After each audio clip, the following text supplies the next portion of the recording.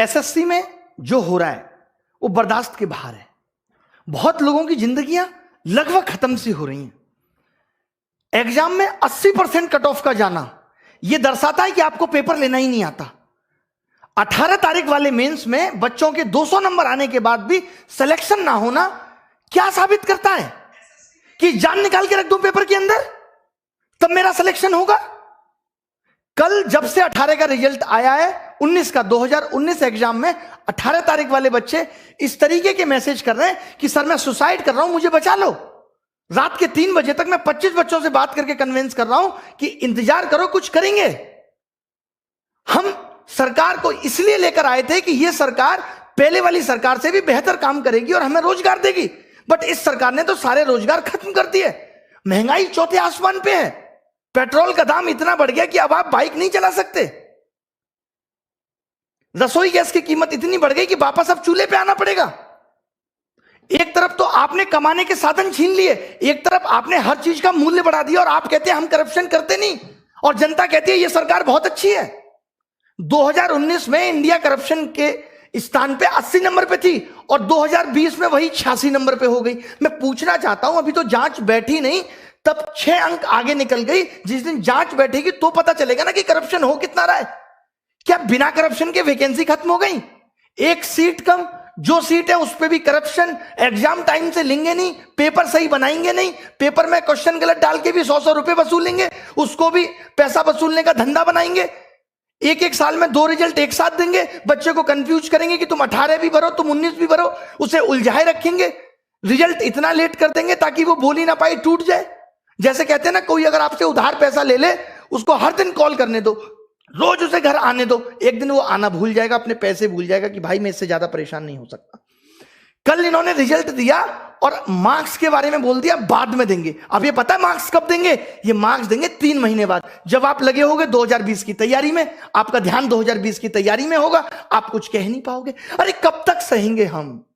अब युवाओं की हुंकार लेके रहेंगे रोजगार। अब अगर रोजगार नहीं मिला ना तो देश सर पे उठा लेंगे। इससे ज्यादा मैं कुछ नहीं कह सकता। हमारी मांगे क्या है?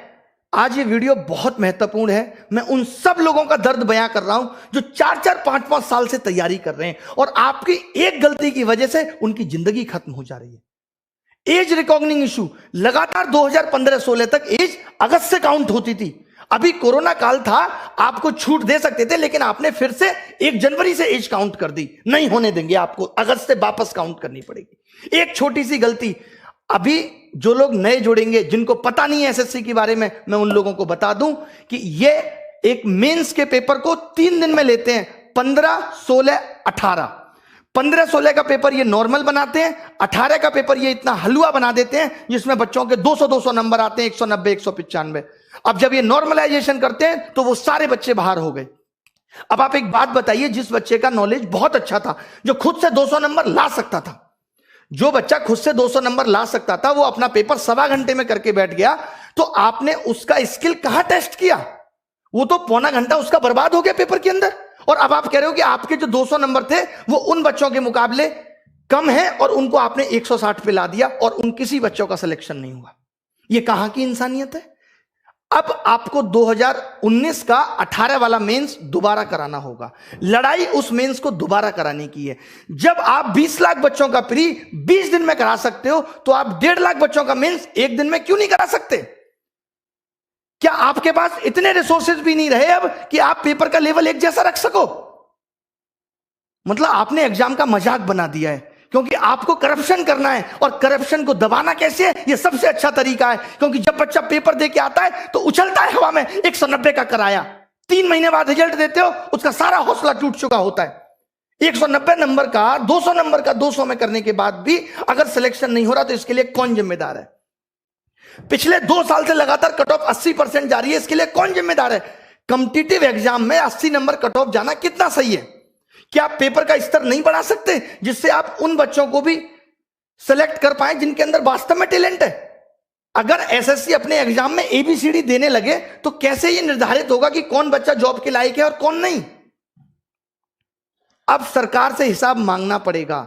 अब हमें बहुत बड़े बड़े कदम उठाने पड़ेंगे। 2020 के लिए क्या कदम उठाने हैं? प्री क्वालिफाई करो अगर एक दिन में नहीं करा सकते तो। मेंस एक दिन में कराना होगा। 18 नवंबर वाला मेंस दोबारा होना चाहिए। एसएससी के अंदर वेटिंग लिस्ट होनी चाहिए। 80% कट ऑफ क्यों जा रही है? पेपर का स्टैंडर्ड बढ़ाओ, भले ही सिलेबस के अंदर होना चाहिए पेपर। जब इलेक्शन का रिजल्ट 7 दिन में आ सकता है और एसएससी का रिजल्ट अब तक नहीं आया 2018 का, हम 2021 में, 2018 का रिजल्ट आपने फाइनल नहीं किया और बच्चों को 2019 का चस्का दे रहे। लो चूटो, लॉलीपॉप है, चूसो भैया। बच्चे को ध्यान ही नहीं है कि उसने 18 भी दिया था, सो गया है वो बच्चा। मोदी जी कहते हैं मैं अभी देश के लिए ऐसा कर रहा हूं, आगे पता चलेगा। डिमोनेटाइजेशन हुआ, आगे पता चलेगा। जैसे एक बाप ये कहे अपने बेटे को रोटी भी ना दे और कहे कि बेटा मैं आगे आने वाली पीढ़ी के लिए कर रहा हूं, आगे आने वाली पीढ़ी के लिए प्रॉपर्टी खरीद रहा हूं। आगे आने वाली पीढ़ी तो जब आएगी जब ये बेटा जिंदा रहेगा। आगे आने वाले लोग तो तब आएंगे जब युवा जिंदा रहेगा, जब हम लोग जिंदा रहेंगे। किसके लिए कर रहे हैं मोदी जी? अब मैंने ये डिसाइड किया है कि 5 दिन के अंदर हम ये हैशटैग चलाएंगे, मोदी_रोजगार_2। 5 दिन के अंदर, यानी आज 25 तारीख को सुबह 11 बजे पहली चीज।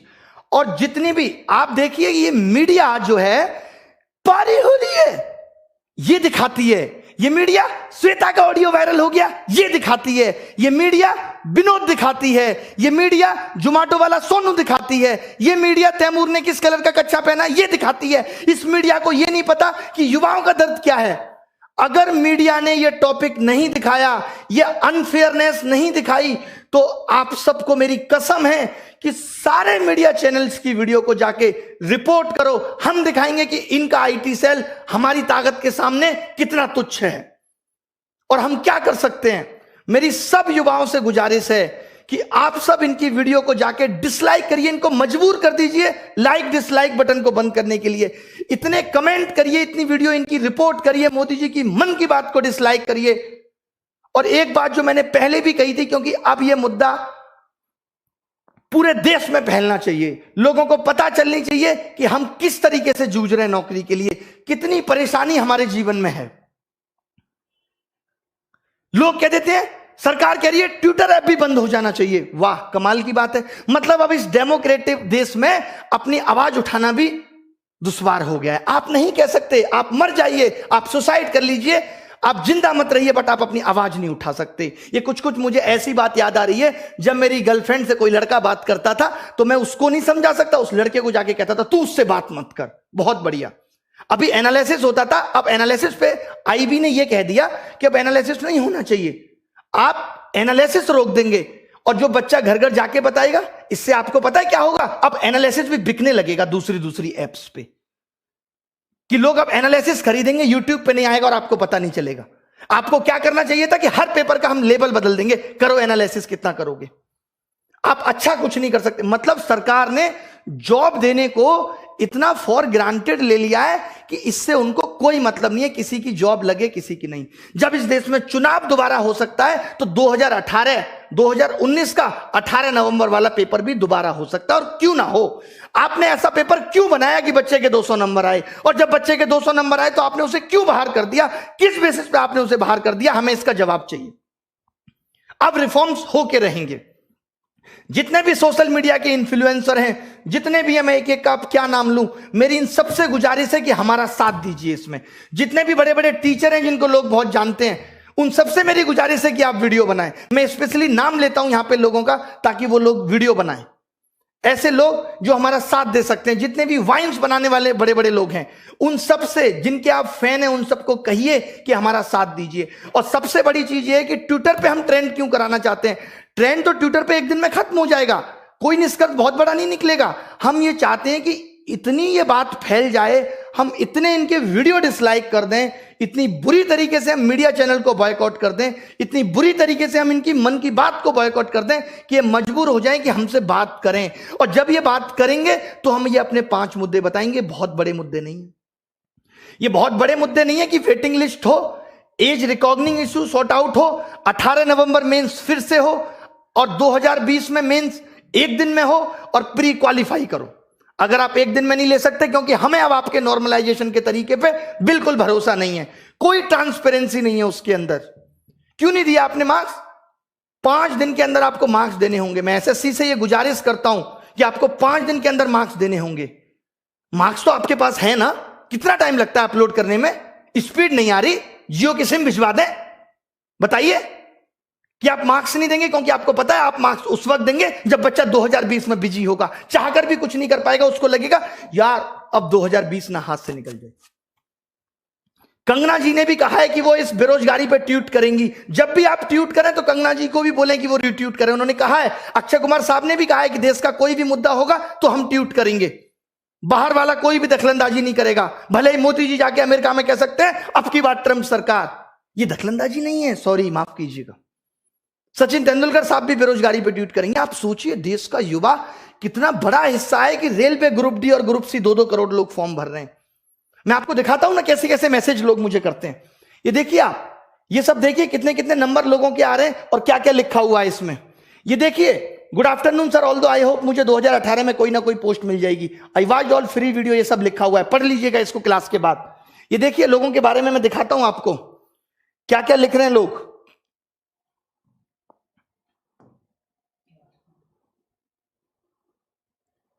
ये सब आप पढ़ लीजिएगा। ये देखिए, मेरा 481 रॉ स्कोर, एससी कैटेगरी में सिलेक्शन नहीं हुआ। इसको देखिए, सर मैं सुसाइड की सोच रहा हूं, बचा सकते हो तो बचा लो।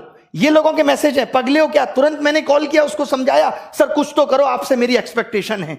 लोग इस तरीके के मैसेज कल से ही रिजल्ट आने के बाद कर रहे हैं। ऐसे तमाम मैसेज हैं कि मेरे 535 नंबर थे बट अब लग रहा है जॉब नहीं मिलेगी। इतना निराश हो चुका है युवा, यार इस दर्द को हम भी नहीं बर्दाश्त कर पाएंगे, हम खुद मर जाएंगे।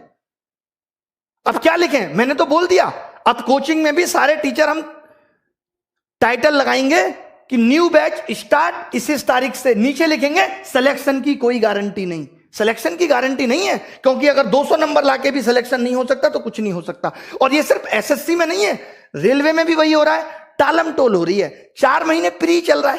भाई कौन से देश में रह रहे हो? काय का डिजिटलाइजेशन है?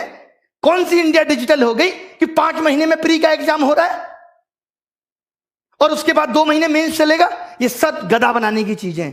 लास्ट में हो जाएगा कि 5000 लोगों को नौकरी मिली। ये सबका मन बहलाया जा रहा है, इससे ज्यादा कुछ नहीं है। रेलवे में भी इससे ज्यादा कुछ नहीं है, बैंक में भी इससे ज्यादा कुछ नहीं है, सब जगह बेवकूफ बनाया जा रहा है, नथिंग एल्स। तो मेरी उन गुरुजनों से भी रिक्वेस्ट है जो रेलवे का पढ़ाते हैं, उनसे भी रिक्वेस्ट है जो बैंक का पढ़ाते हैं, कि कम से कम आप भी इस पे वीडियो बनाएं कि मोदी _ रोजगार _ 2। मोदी को हमने जी भी नहीं लगाया, बहुत हुआ सम्मान, बहुत हुआ सम्मान। अब मांगे आपको समझ में आ गई होंगी। अगर आप अपना भला सोचते हो तो मेरी गुजारिश है कि इस वीडियो को मोदी जी तक पहुंचाओ। और अब बात तभी बनेगी जब सरकार बात करेगी। हमें सिर्फ बात चाहिए, इसके अलावा कुछ नहीं। हमें बात करके बताओ, इतनी ट्रांसपेरेंसी बताओ। कॉन्ट्रैक्ट बेस्ड जॉब खत्म होनी चाहिए। जो आपने 10-10 हजार पे लड़के रख रखे हैं, आपको मालूम है जो 10 हजार पे भी सरकार लड़का रखती है, 12 हजार पे, उसमें 12 हजार ठेकेदार भी कमीशन खाता है और ऊपर तक कमीशन जाता है। यानी वो एक लड़का भी सरकार को 35 हजार में पड़ता है, जो अपनी कोई रेस्पॉन्सिबिलिटी नहीं निभाता। और जो बंदा यहां से पढ़ के पहुंचेगा, जिसको नॉलेज है, उसको सरकार नहीं रखेगी। हम कह रहे हैं उसको 35 हजार दे दो, आप उसको 35 दे दो, वो खुश है। 4-4 साल से बच्चे तैयारी कर रहे हैं, 5-5 साल से बच्चे तैयारी कर रहे हैं। माँ बाप भी कब तक इंतजार करे? कुछ तो रहम करो साहब, कुछ तो रहम करो उन बच्चों पे। मैं तो बहुत हिम्मत समझता हूं बच्चों की। निकल लिए होते हम तो, कहीं रेडी लगा रहे होते, रिक्शा चला रहे होते, अगर हमारी स्थिति ये होती तो। कैसे आप बर्दाश्त कर रहे हो? कैसे उस घुटन में जी रहे हो? कितना मजबूर करोगे भाई?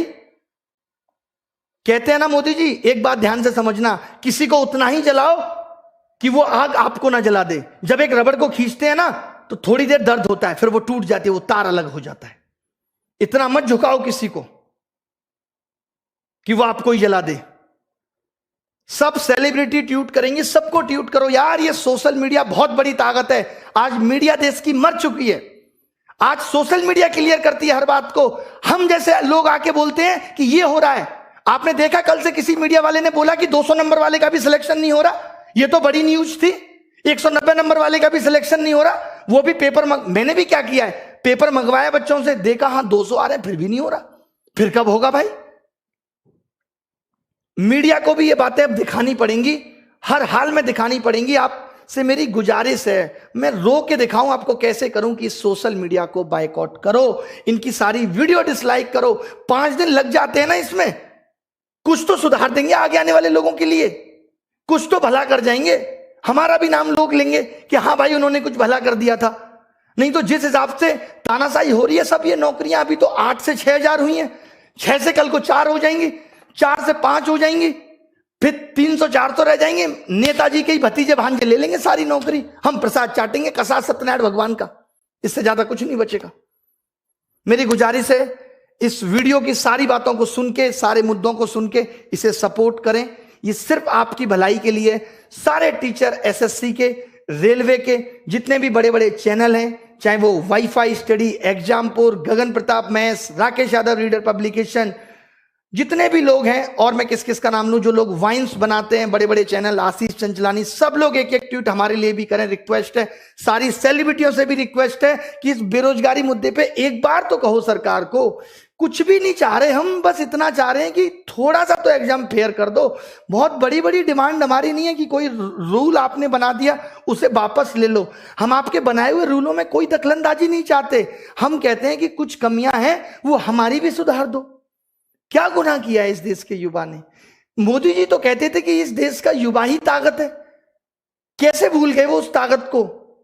क्यों नहीं याद रही वो ताकत उन्हें? उन्होंने भी तो स्ट्रगल किया है, वो खुद बताते हैं। क्या उन्हें जरा भी तरस नहीं आता हमारा कि बच्चा कैसे बिखर रहा है, इतना टूट चुका है? जरा भी परवाह नहीं है?